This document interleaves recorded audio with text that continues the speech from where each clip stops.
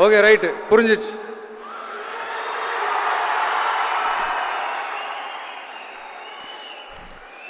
மாண்புமிகு மன்னராட்சி முதல்வர் அவர்களே,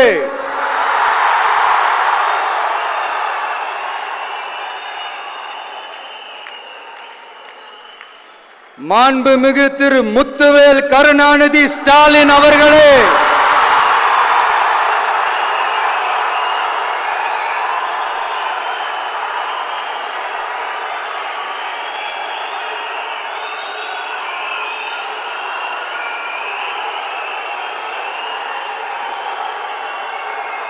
பேரை மட்டும் வீராப்பா சொன்ன பத்தாதவர்களே,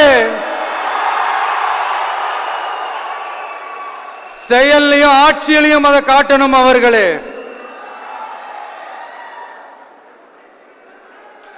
ஒன்றியத்தில் பாஜக ஆட்சியை ஒரு பாசிச ஆட்சின்னு அடிக்கடி அறைகூவல் விடுத்துவிட்டு இங்க நீங்க பண்ற ஆட்சி மட்டும் என்னவா? அதுக்கு கொஞ்சம் கூட குறைவில்லாத அதே பாசிச ஆட்சி தானே. ஒரு கட்சி தலைவனா ஜனநாயக முறைப்படி என் கழக தோழர்களையும் என் நாட்டு மக்களையும் பார்க்கறதுக்கோ சந்திக்கிறதுக்கோ தடை போடுறதுக்கு நீங்க யாருங்க?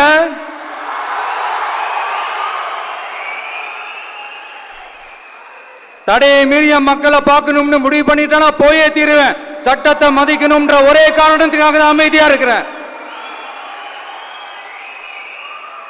நேத்து வந்தவெல்லாம் முதலமைச்சர் ஆகணும்னு கனவு காண்றான்னு சொல்றீங்க.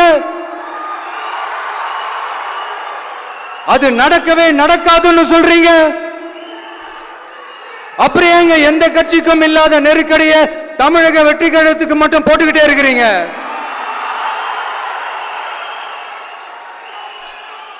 அணை போட்டு ஆத்த வேண்டும்னா தடுக்கலாம், காத்த தடுக்க முடியாது. அதையும் மீறி தடுக்கணும்னு நினைச்சீங்கன்னா சாதாரணமா இருக்கிற காத்து சூறாவளியா மாறும். ஏன் சக்தி மிக்க புயலா கூட மாறும். எனது அருமை தமிழக வெற்றி கழக தோழர்களே, நான் மாநாட்டில் ஒரு விஷயத்தை ரொம்ப வலியுறுத்தி சொன்னேன். அதே தான் இங்க நான் திரும்பவும் ரிப்பீட் பண்றேன். இந்த மண் பிளவுவாத சக்திகளுக்கு எதிரான மண், சகோதரத்துவ மண், சமய நல்லிணக்கத்தை பேணும் சமூக நீதிக்கான மண். இதை நம்ம பாதுகாத்தே தீரணும். உங்க எல்லாரையும் வேண்டி வேண்டி கேட்டுக்கிறேன். தமிழ்நாட்டிலிருந்து பல பகுதிகளிலிருந்து வர செய்திகள்லாம் கேட்கும் போது மன உளைச்சலையும் மன வேதனையும் தரதாகவே இருக்கு. சட்டம் ஒழுங்குன்னு ஒன்று இருக்கிறதாவே தெரியல. அதுக்கெல்லாம் இந்த கரப்ஷன் கபடதாரிகள் கவர்மெண்ட் தான் காரணம். இந்த நிலைமை மாறணும். அதுக்கு இருக்கிற ஒரே வழி, இங்க உண்மையான மக்களாட்சி மலரணும்.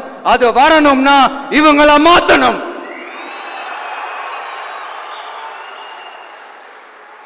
அதுக்கு என்ன வழி? அதுக்கு நாம என்ன செய்ய போறோம்?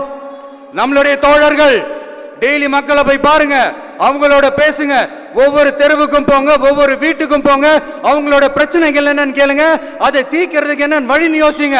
அப்பதான் அவங்களுக்கு நம்ம மேல ஒரு நம்பிக்கை வரும். அப்படி ஒரு ஆழமான நம்பிக்கையை விதைச்சிட்டு அதுக்கப்புறமா நிமிந்து பாருங்க. ஒவ்வொரு வீட்டோட உச்சிலையும் தமிழக வெற்றி கழகத்தோட இரட்டை போர் யானை வாகை மலர் கொடி தானா பறக்கும், தானா பறக்கும்.